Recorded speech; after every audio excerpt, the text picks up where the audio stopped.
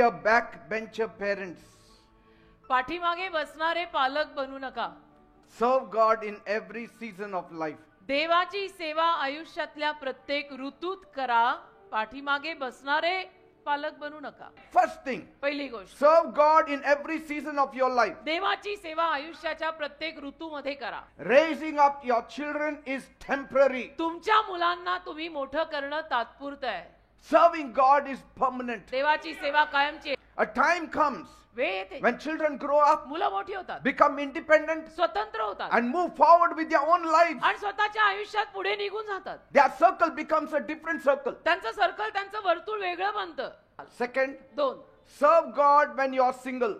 एकटे असताना पण देवाची सेवा करत राहा. Your single years are the perfect time to build a strong foundation in your faith and services to God. तुम्ही एकटे असताना देवाची जी काही सेवा करताना तोही तुमचा एक भक्कम पायाच बनणार आहे पुढे जाऊन. And when you are faithful in this stage, या टप्प्यात जेव्हा तुम्ही एकटे आहात तेव्हा जर तुम्ही विश्वासू राहिलात you are preparing yourself for the challenges and the blessings of the next. तर पुढे जाऊन जी आव्हानं येणार आहेत आणि पुढे जाऊन जे आशीर्वाद येणार आहेत त्या दोन्हीला तुम्ही तयार राहाल. Amen. आव्हानांना पण आणि आशीर्वादांना पण हम तयार है. Praise God. देवाला धन्यवाद. Third point, 3, serve God when you are married.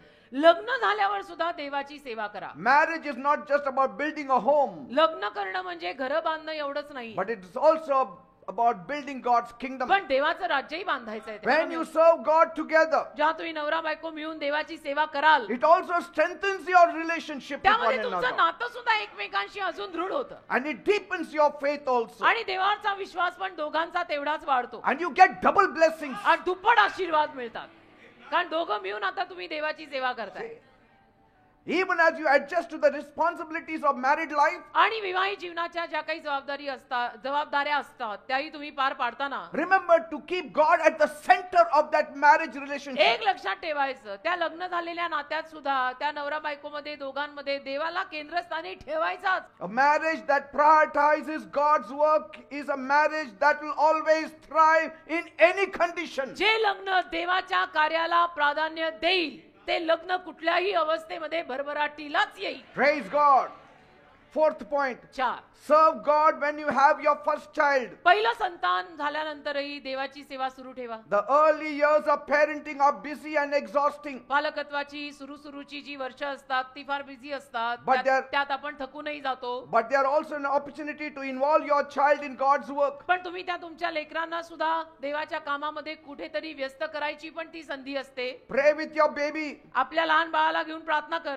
Sing in front of your babies. आपल्या लहान बाळाच्या कानात गा, त्यांच्या समोर गा.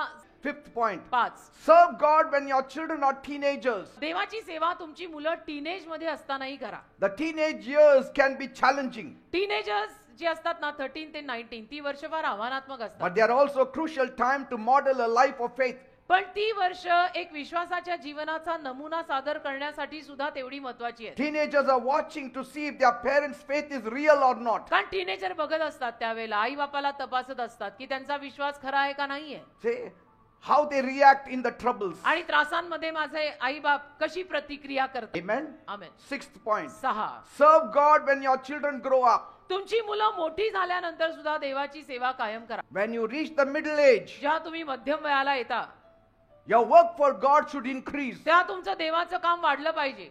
Seventh point, 7वा मुद्दा, serve God when your children leave the nest. आणि मुलं जेव्हा घर सोडून जातात तेव्हाही देवाची सेवा सुरू ठेवा. See, the real joy comes for working for God. खरा आनंद देवाचं काम करूनच मिळतो हे लिहून ठेवा. Yes. Eighth point, करायची इच्छा पाहिजे. 8वा मुद्दा, serve God when you have grandchildren. आणि नातवंड झाल्यावर सुद्धा देवाची सेवा सुरू ठेवा. Get them to church. त्यांना चर्चला घेऊन या. Amen. Share Bible stories with them. Bible मधल्या कहाण्या त्यांना सांगा. And let them see you, आणि त्या नातवंडांनी बघावं how तुमच्याकडे you serve God, की माझ्या आजी आजोबा even देवाची at this किती- old age. माझ्या आजी आजोबा उतारवयात पण देवाची किती छान सेवा करतात. You have to leave a legacy of faith एक वारसा सोडून जा विश्वासाचा, that will inspire even those grandchildren to follow your footsteps. जिथून नातवंडांना सुद्धा प्रेरणा मिळेल की मी माझ्या आजी आजोबांच्या पावलावर पाऊल टाकून चालणार आहे.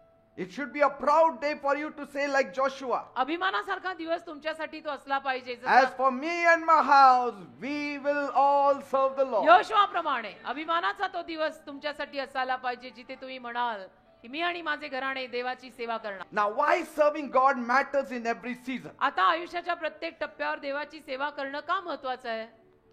Take the first point. त्यातला पहिला मुद्दा घ्या.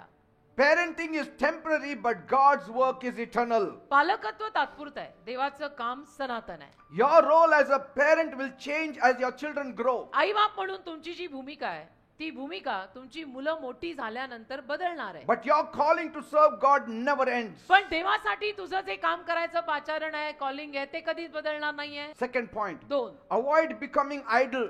रिकाम टेकडे बसू नका. When parents stop serving God, आई वडील जेव्हा देवाची सेवा बंद करतात they often feel purposeless.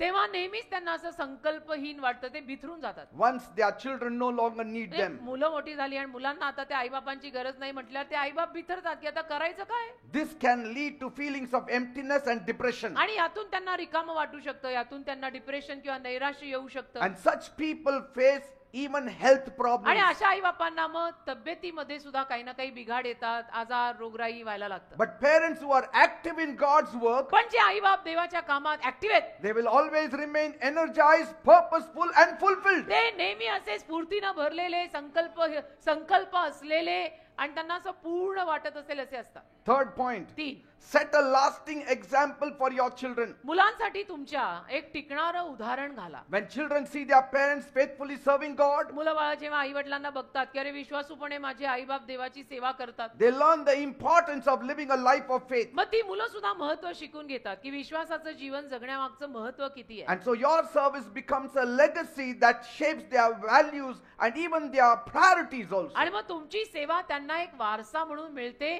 आणि एक उदाहरण, एक नमुना म्हणून तुमचं जीवन त्यांच्या समोर असतं. Now, why parents should serve God alongside raising children? का आई वडिलांनी मुलांना मोठं करत असताना बाजूबाजूला देवाची पण सेवा करायची? When they see their parents serving God, मुलं बाळा जेव्हा बघतात की माझे मम्मी डॅडी देवाची सेवा करतायत, whether through church involvement मग चर्चला जाऊन चर्च मध्ये काही करा म्हणा, or some activity anywhere, नाहीतर आणि कुठे काहीतरी देवाचं काम म्हणा, or simple act of kindness, नाहीतर काहीतरी दया म्हणा, कोणावर दया केली म्हणा, they learn the value of faith and true service. मुलं बघतात आणि विश्वासाची खरी किंमत आणि सेवेची खरी किंमत त्यांना मग कळते. And so by serving God, तर देवाची सेवा करून parents are teaching their children आई बाप आपल्या मुलांना शिकवतायत what it means to live a life of faith. की विश्वासाचं जीवन म्हणजे काय या बघा. Third, 3, to build a legacy of faith. विश्वासाचा वारसा तयार करा. I know after I go, there will be generations after you will follow the Lord. मला माहितीये ना, मी गेल्यानंतर पिढ्यानपिढ्या देवामागे चालणार आहेत. माझ्याद्वारे तुम्ही, तुमच्याद्वारे पुढचे. Yes, your great grandchildren also will serve तुमची God. नातवंड पतवंड जे पुढे पुढे असेल ते सगळे देवात येणार आहेत. Fourth point, 4, to strengthen their own faith, स्वतःचा विश्वास ताकदवर करणं. involving themselves in God's work helps parents grow spiritually. आई वडील देवाच्या कामामध्ये व्यस्त राहिले ना की ते आई वडील आध्यात्मिक रीतीनं वाढत राहतात. Last point, शेवटचा मुद्दा, practical ways for parents to serve God. आई वडिलांनी देवाची सेवा करायचे काही व्यावहारिक मार्ग, प्रॅक्टिकल मार्ग. 1. 1, Involve children in the ministry. मुलांना मिनिस्ट्रीमध्ये खेचा.